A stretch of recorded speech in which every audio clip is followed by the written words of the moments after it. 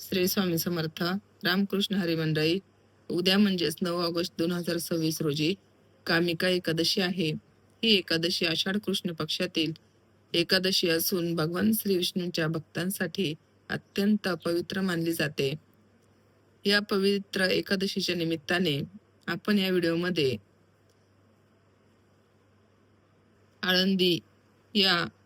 आळंदी म्हणजेच आपल्या डोळ्यासमोर येते आपले लाडके ज्ञानेश्वर संत ज्ञानेश्वर माऊली. इंद्रायणीच्या तीरावर वसलेली आळंदी आणि माऊलींची समाधी ही वारकरी भक्तांसाठी अत्यंत श्रद्धेची स्थळे आहेत. ज्ञानेश्वर माऊलींनी आपल्याला भक्तीचा मार्ग किती सुंदर करून दिला आहे. त्यांनी भगवद्गीतेचा अर्थ सामान्य माणसाला समजेल अशा मराठी भाषेत ज्ञानेश्वरीच्या माध्यमातून सांगितला.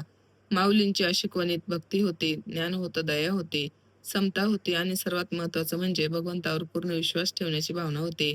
म्हणूनच आज कामिका एकादशीच्या या पवित्र दिवशी आपण भगवान विष्णूंचे स्मरण करताना माऊलींचेही स्मरण करूया. एकदा मनात आळंदीची कल्पना करा. इंद्रायणीचा शांत प्रवाह, माऊलींची समाधी, हातात टाळ मृदुंग घेऊन चालणारे वारकरी आणि वातावरणात घुमणारा नामघोष, ज्ञानोबा माऊली तुकाराम. मंडळी, हीच तर भक्तीची शक्ती आहे.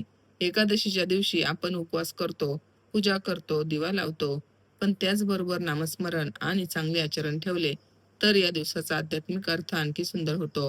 म्हणून आजच्या या व्हिडिओमध्ये मी तुम्हाला कामिका एकादशीचे महत्त्व सांगणार आहे आणि त्याचसोबत एकादशीच्या दिवशी 5 दिवे 5 ठिकाणी लावण्याची एक पारंपरिक दीपसेवा सांगणार आहे. हा एक दिवा तुळशी मातेजवळ, दुसरा घराच्या उंबऱ्यावर, तिसरा पिंपळाच्या झाडाखाली पितरांच्या स्मरणार्थ आणि चौथा आपल्या घराच्या देवघरात आणि 5वा आपल्या स्वयंपाकघरात. या 5ही दिव्यांचा धार्मिक भाव काय आहे, ते कुठे आणि कसे लावायचे आणि प्रत्येक दिवा लावताना कोणती प्रार्थना करायची हे आपण आज सविस्तर जाणून घेणार आहोत. आणि यामध्ये मी तुम्हाला एक सुंदर भक्तिमय कथा देखील सांगणार आहे. त्यामुळे व्हिडिओ शेवटपर्यंत नक्की ऐका. आणि जर तुम्ही श्रीहरी विष्णूंचे भक्त असाल तर कमेंटमध्ये लिहा ओम नमो भगवते वासुदेवाय नमः. चला तर मग आपण कामिका एकादशीचे महत्त्व बघूया. मंडळी, आता सर्वप्रथम जाणून घेऊया कामिका एकादशी म्हणजे काय. कामिका एकादशी ही आषाढ महिन्यातील कृष्ण पक्षातील एकादशी आहे आणि भगवान श्री विष्णूंना समर्पित मानली जाते. धार्मिक परंपरेत या दिवशी व्रत, विष्णुपूजन आणि नामस्मरण, दानधर्म याला महत्त्व दिले जाते. एकादशी म्हणजे फक्त उपवास करण्याचा दिवस नाही, हा दिवस स्वतःकडे पाहण्याचा दिवस आहे. आपल्या मनात राग असेल तर तो कमी करण्याचा प्रयत्न करणे, मनात मत्सर असेल तर तो दूर करण्याचा प्रयत्न करणे, एखाद्या व्यक्तीशी गैरसमज असेल तर तो संवादाने दूर करण्याचा प्रयत्न करणे आणि शक्य तितकं भगवान श्री विष्णूंचं नामस्मरण करणे.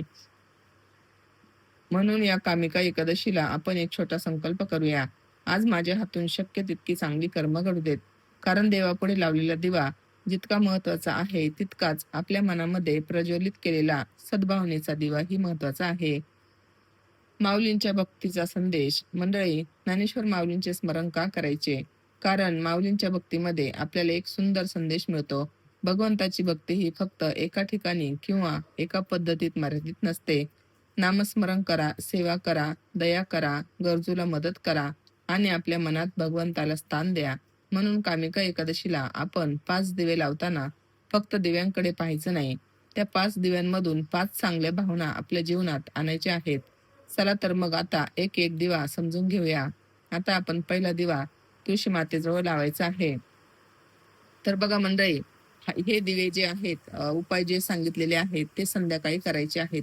उद्या एकादशी आहे आणि उद्या एकादशीच्या दिवशी आपण हे सर्व उपाय संध्याकाळी करायचे आहेत. आता भगवान श्री विष्णूंच्या भक्तीमध्ये तुळशीला विशेष स्थान दिलेले आहे.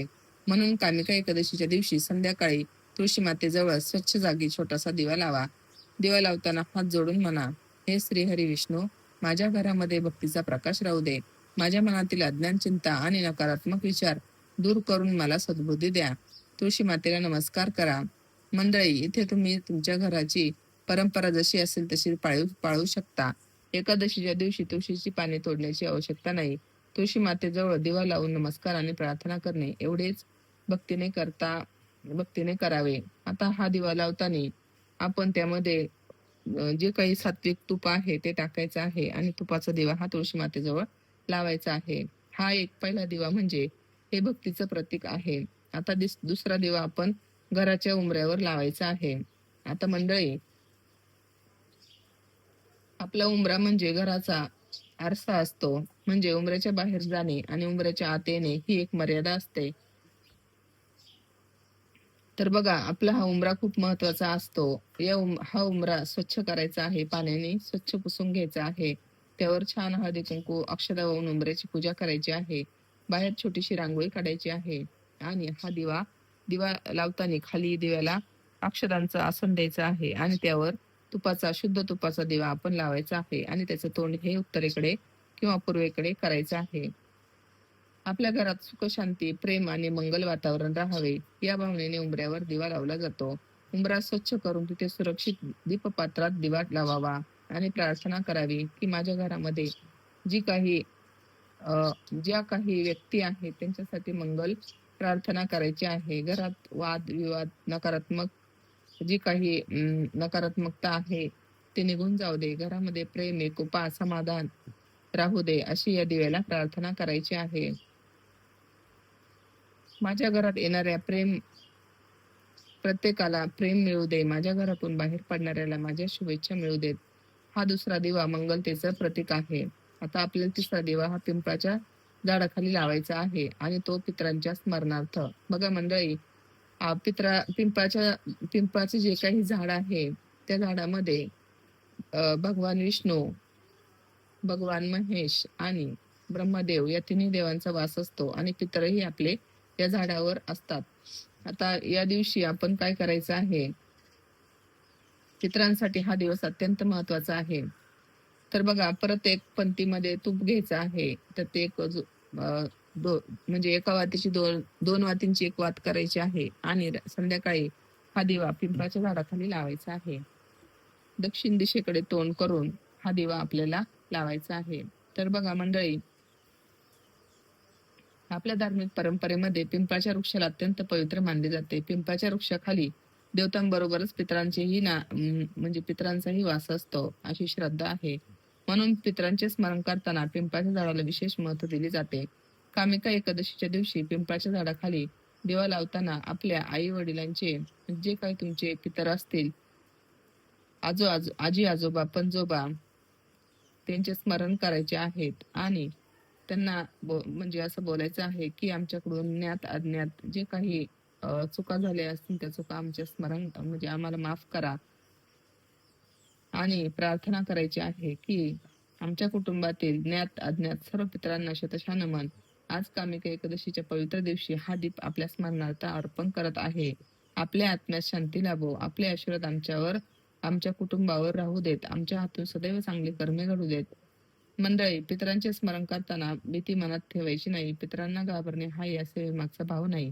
आपल्या पूर्वजांनी आपल्याला जन्म दिला, संस्कार दिले, घर संसार उभा केला, त्यांच्या प्रती कृतज्ञता व्यक्त करणे आणि त्यांच्या आत्म्याच्या शांतीसाठी प्रार्थना करणे हा या दिव्याचा सुंदर भाव आहे. म्हणून हा तिसरा दिवा म्हणजे पितरांच्या स्मरणाचा आणि कृतज्ञतेचा दिवा आहे. पिंपळाखाली दिवा लावताना अग्नीची विशेष काळजी घ्यावी. ज्यावेळेस आपण दिवा लावू त्यावेळेस झाडापासून थोडस दूर दिवा ठेवायचा आणि कुठेही काही म्हणजे इजा पोचणार नाही, धोका पोचणार नाही याची काळजी घ्यायची. आता आपण चौथा दिवा हा घराच्या देवघरात लावायचा आहे. हा दिवा लावताना तुमचं इष्टदेव भगवान विष्णू, लक्ष्मी नारायण, विठ्ठल रुक्माई, दत्तगुरु, श्री स्वामी समर्थ महाराज, तुमची ज्या देवावर श्रद्धा आहे त्यांचे स्मरण करा. दिवा लावताना देवाला प्रार्थना करायची आहे की हे देवा, आमच्या घरामध्ये ज्ञानाचा प्रकाश राहू दे, आमच्या हातून चांगली कर्मे घडू दे, संकटाच्या वेळी धैर्य दे आणि सुखाच्या वेळी नम्रता दे.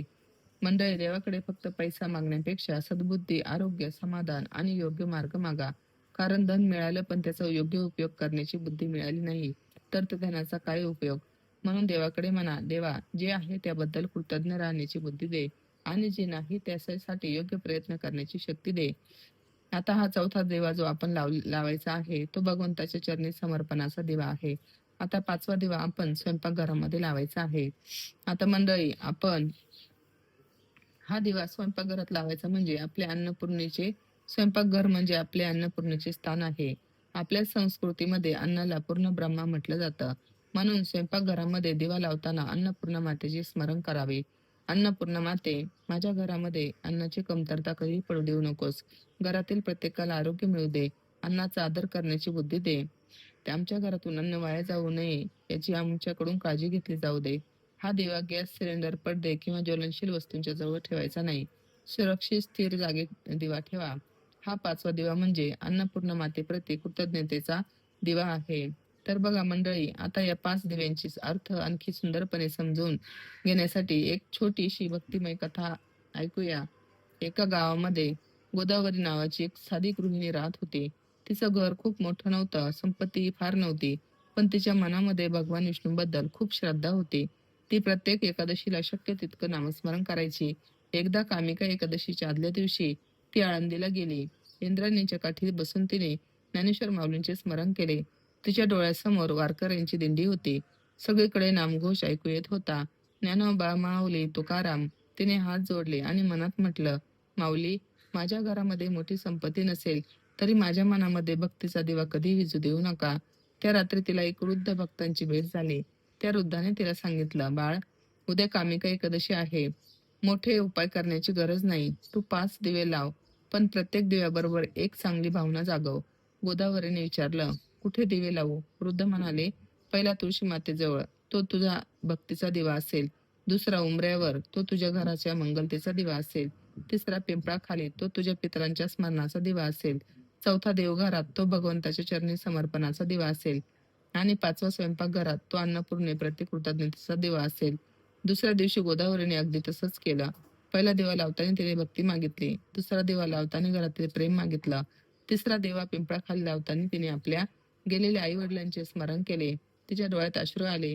ती म्हणाली, आई बाबा, तुम्ही आज माझ्यासोबत नसला तरी तुमचे संस्कार माझ्यासोबत आहेत. चौथा दिवा देवघरात लावून तिने भगवंताला म्हटलं, देवा, माझ्या हातून चांगली कर्मे घडू दे. आणि 5वा दिवा स्वयंपाकघरात लावून ती म्हणाली, अन्नपूर्णा माते, माझ्या घरात कोणीही उपाशी राहू नये. मंडळी, त्या दिवसानंतर तिच्या आयुष्यात एका दिवसात कोणताही चमत्कार झाला नाही, पण गोदावरीच्या मनात बदल झाला. ती अधिक शांत झाली. राग कमी झाला. घरातील लोकांशी प्रेमाने बोलू लागली. अन्न वाया जाऊ नये याची काळजी घेऊ लागली. गरजू व्यक्तीला शक्य तेवढी मदत करू लागली. आणि दर एकादशीला ती भगवान श्री विष्णूंचे नामस्मरण करू लागली. एक दिवस तिच्या मुलाने विचारलं, आई, तू या 5 दिव्यांमध्ये काय शोधतेस? गोदावरी हसली आणि म्हणाली, मी दिव्यांमध्ये पैसा शोधत नाही रे. मी त्याच्यामध्ये प्रकाश शोधते. घरातला नाही, मनातला प्रकाश. मंडळी, किती सुंदर संदेश आहे. दिवा लावणे म्हणजे केवळ ज्योत पेटवणे नाही. दिवा म्हणजे आपल्या मनामध्ये एक चांगला संकल्प पेटवणे. 5ही दिव्यानंतर प्रार्थना. मंडळी, 5ही दिवे लावल्यानंतर शांतपणे देवासमोर बसा आणि मनापासून म्हणा, हे श्रीहरी विष्णू, आज कामिका एकादशीच्या पवित्र दिवशी मी हे 5 दीप अर्पण केले आहेत. या दीपज्योतीप्रमाणे माझ्या घरामध्ये ज्ञानाचा प्रकाश राहू दे. तुळशी मातेप्रमाणे माझ्या मनात भक्ती राहू दे. माझ्या घराच्या उंबऱ्यावर सदैव मंगलता राहू दे. माझ्या पितरांना शांती लाभो आणि त्यांचे आशीर्वाद आमच्या कुटुंबावर राहोत. माझ्या देवघरात भक्ती आणि श्रद्धा अखंड राहू दे. माझ्या स्वयंपाकघरात अन्नपूर्णेची कृपा राहू दे. आणि माझ्या मनामध्ये सदैव दया, प्रेम आणि सद्बुद्धीचा प्रकाश राहू दे. त्यानंतर श्रद्धेने म्हणा, ओम नमो भगवते वासुदेवाय नमः.